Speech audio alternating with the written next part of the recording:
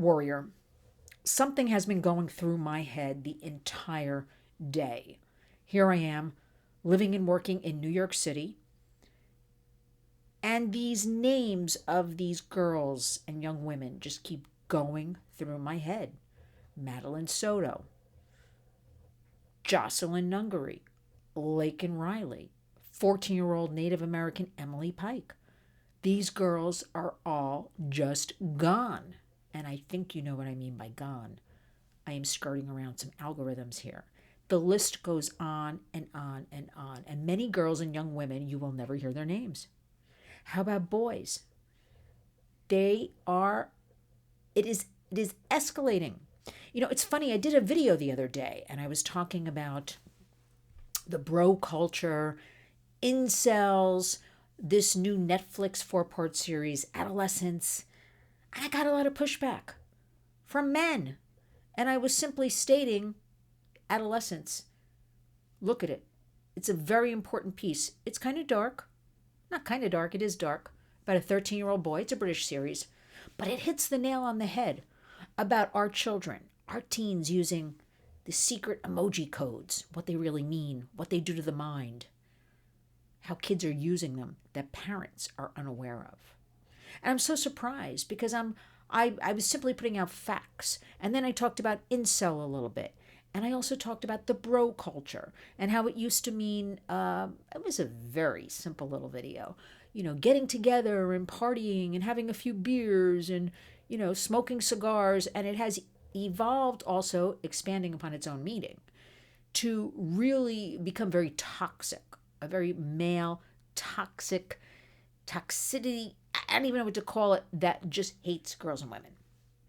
I'm putting it out there because, for a couple of reasons. I have always maintained that boys and young men are the forgotten ones in all of this exploitation, number one.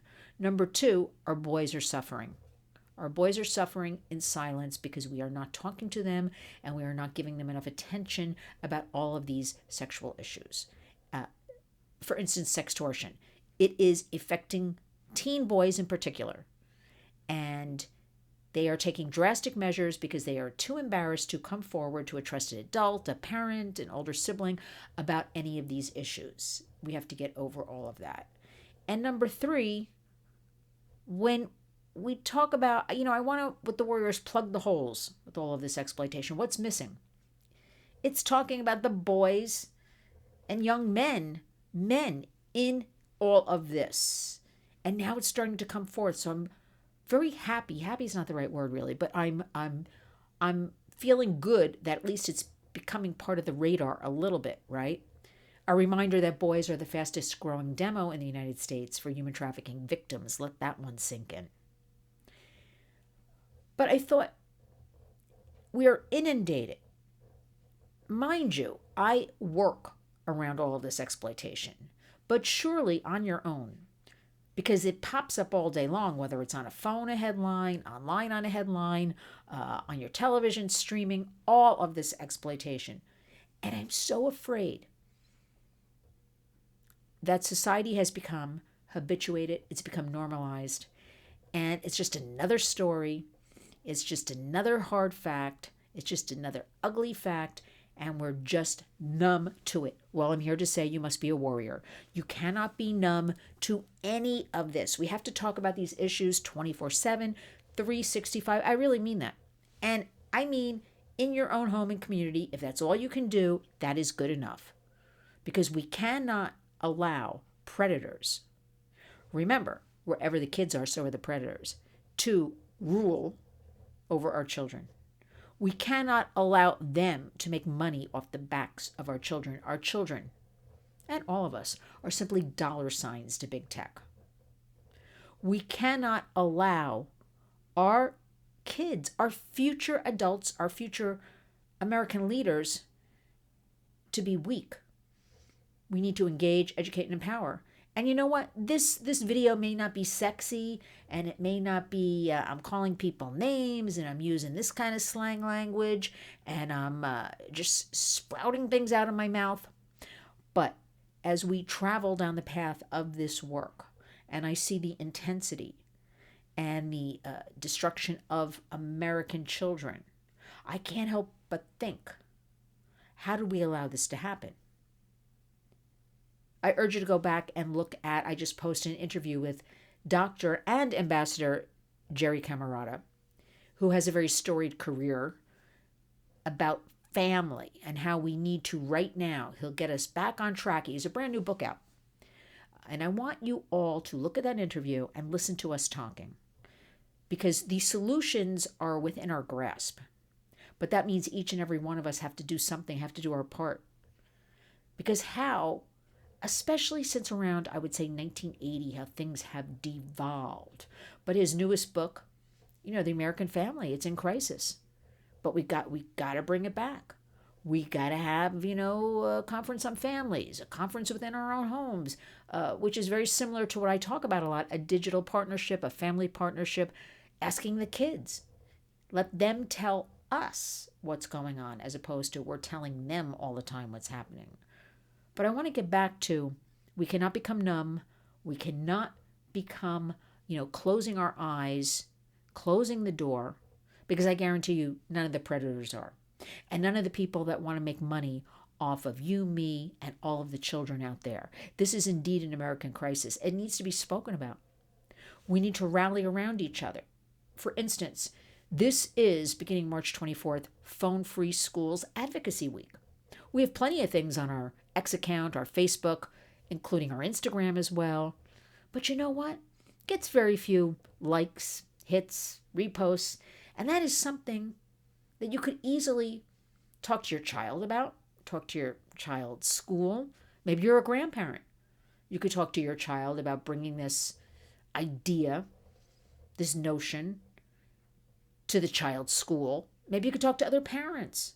Maybe we could have grandparents groups that have some time on their hands perhaps and want to get together, and they want to start some coalitions because parents are busy. Most parents have to work.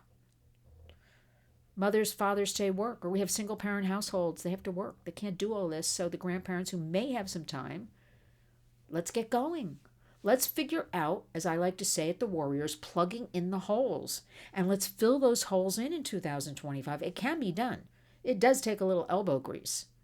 But I know you can do it. And I'm doing it.